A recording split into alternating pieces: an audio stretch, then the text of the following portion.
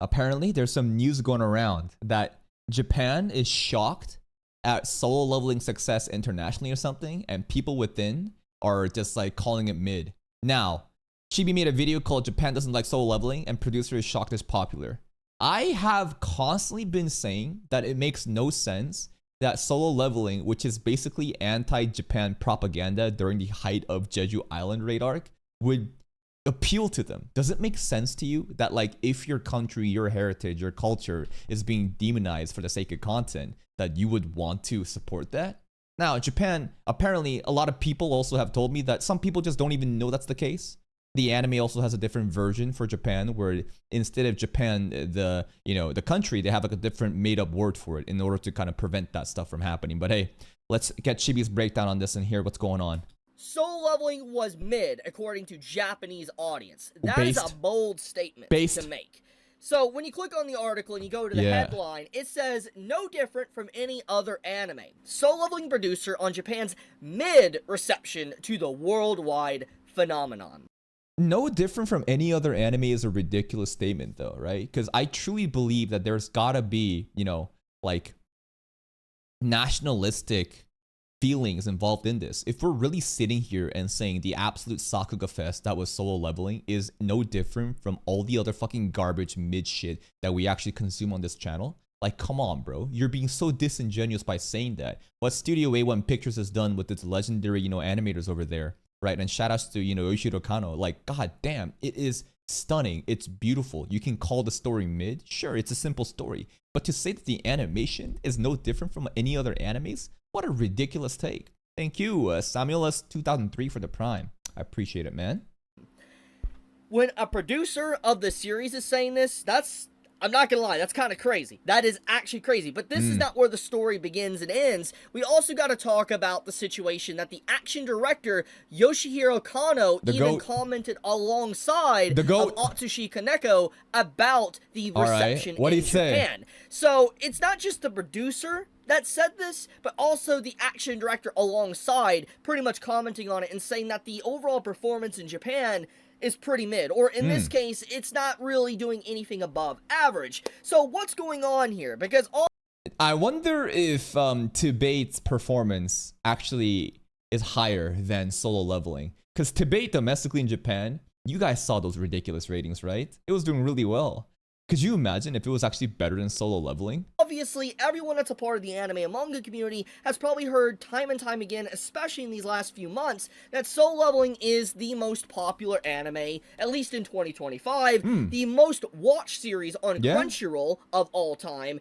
And anime of the year, baby. And that's only season 1 content. I'm telling you, bro, next year this shit gonna fucking sweep and people gonna mold over it. And swept the anime awards, and to go even further, is probably one of the most popular anime in the last decade. Yeah. So when you factor all this in, it's just like, why does Japan not like solo leveling? Well, I wonder, could it be the way that solo leveling antagonizes Japan during Jeju Island raid arc? I wonder. There's a lot of reasons for that, but we gotta start from the very beginning.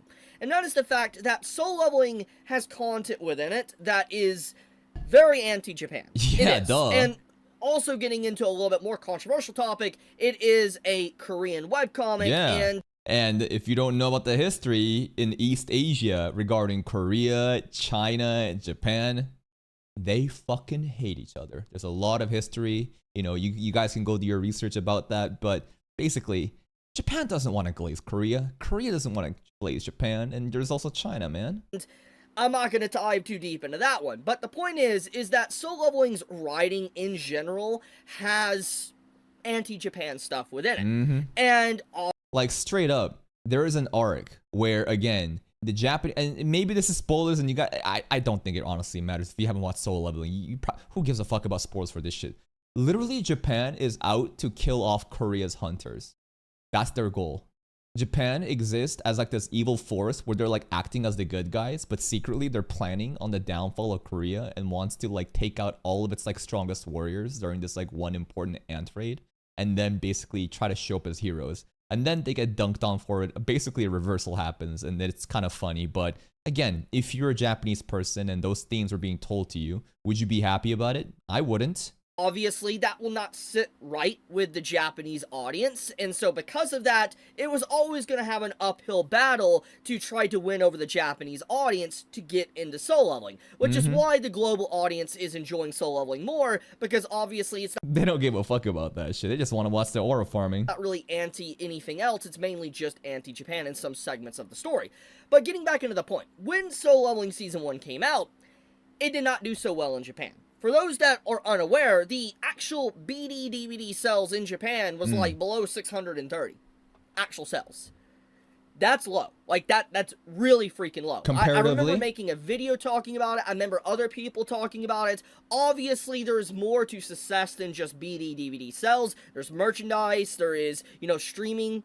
I like streaming, how many people watch on streaming. Obviously, global viewership. There's a lot more that factors into global success. But in general, from the very beginning, Japan has not liked Soul Leveling. It has been very apparent from the very beginning. So the reaction to Soul Leveling Season 2 is not that surprising for those that have been aware of the situation since the very beginning. However, those that dived into Soul Leveling rather recently, or just has been watching the anime and just stays out of community discussion or anything like that, this is going to come as quite the shock for a lot of people. Yeah, I guess especially it would. with just how much effort was clearly put into Soul Leveling Season 2. I'm more interested in what Yoshihiro Kano, the action director, has to say about Solo Leveling.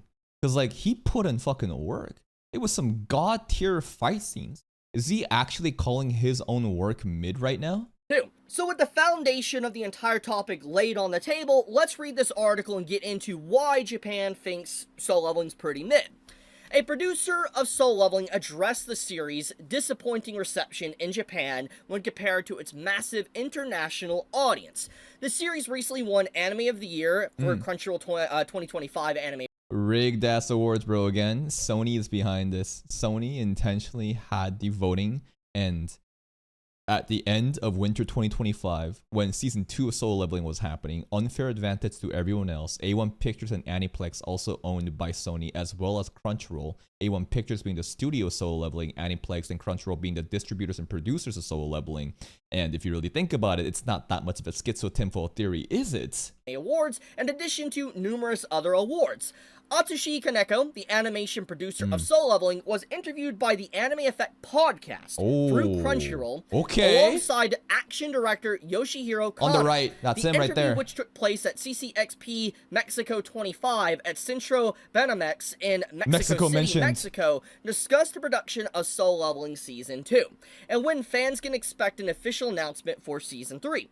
However, the most fascinating aspect of the interview was the anime staff's reaction to the series' incredible global impact when compared to the above average response from Japan. That's a big significant one, above average. We'll talk about more of that in a second. But when compared to the above average response from Japan. So the article is also, it's by a different person we see right here, by Leo Reina. So they're saying, like, listen, Soul Leveling actually did do pretty well in Japan. It's above average. Not the same level of success internationally. But to compare Soul Leveling to the likes of fucking, like, Nutmaster, Failure Frame, Newgate, what other fucking garbage, animes out there we're gonna fucking call out right now for the ones that we've seen and drop? Or what about the greatest appraiser, right? Like, the strongest appraiser. Like, what about those fucking series? You really gonna compare Soul Leveling to those garbage? Second. But Soul Leveling's massive international success hasn't translated domestically in Japan. The way the Soul Leveling anime was received in Japan was no different from any other anime, Kaneko said. So when we learned how the series what the fuck does that even mean? Any other anime? Are you really gonna sit here? I mean, it says above average. I think that they're posturing. I straight up think that Kaneko has a level of, like, nationalistic pride and is being disingenuous and ignorant. Like, the article is literally coming in saying it's above average. I would think that the person making this article is going to be less biased than a person who's literally affected by the anti-Japan propaganda. To say that it's literally no different from any other anime? Are we really watching the same shit? Actually blew up in popularity for our global Soul Leveling fans, honestly speaking, this difference in reaction was very unexpected. It's not exactly a temporary hype, but I do wonder who reacts more to the episodes first between the Japanese and global fans. Global. Although Solo Leveling's anime adaptation has unmistakably elevated the South Korean webcomic into a gigantic global franchise, its domestic reception in Japan hasn't been able to match up. In April 2024, the Japanese home media sales for Solo Leveling was revealed Season 1 Blu-ray sales for the worldwide phenomenon were too low to be published. Damn. However, based Too low to be published. Didn't even meet the threshold. How embarrassing is that? on the lowest performer on the list, it's estimated that Solo Leveling sales were lower than 634 units during its first week. In contrast, Girls and Panzer sold for 2,614 copies during the week of March 25th to What the fuck? Are those copies the same equivalent as one single unit? Are we really comparing 634 and 32,614 right now? All right. Basically, that's basically 32,000 more copies. That's 32,020 copies more. That's insane difference. March 31st, 2024. So this is that's insane. Like that's actually an insane. Like, we're not talking about one order of magnitude. That is two separate orders of magnitude. 600. We're in the hundreds versus the 10,000s. Insane difference of copies sold. 32,600, or lower than 630. So it's very clear, as I said at the beginning of the video, Solo Leveling has never done pretty good domestically in Japan. I mean, there's a bunch of articles and stuff that's talked about this over the years when this came out. But the point of the matter is that from the very beginning, it's been a tough sell on Japan. And Solo Leveling has never been. But like, season 1 content doesn't antagonize Japan. The anime onlys probably don't even know about that. Unless Japan is a collective hive mind and they're all aware of what's going to happen in season 2 content. Because you know what I mean? Like, season 2 getting that type of reaction, it would make sense to me. But season 1 does not touch upon any of that stuff. Maybe it's the fact that it's about Korea though. Here's the thing, right? And again, we're going back to Japan and Korea and the negative sentiments that they've had back in the day due to the World War stuff going on. But if you look at other Korean projects like Tibet, notice how Tibet, it's not set in Korea. It's basically an isekai story in a fictional realm. At some European medieval place, whatever. It's comfortable, cozy, that a lot of, isekai enjoyers love.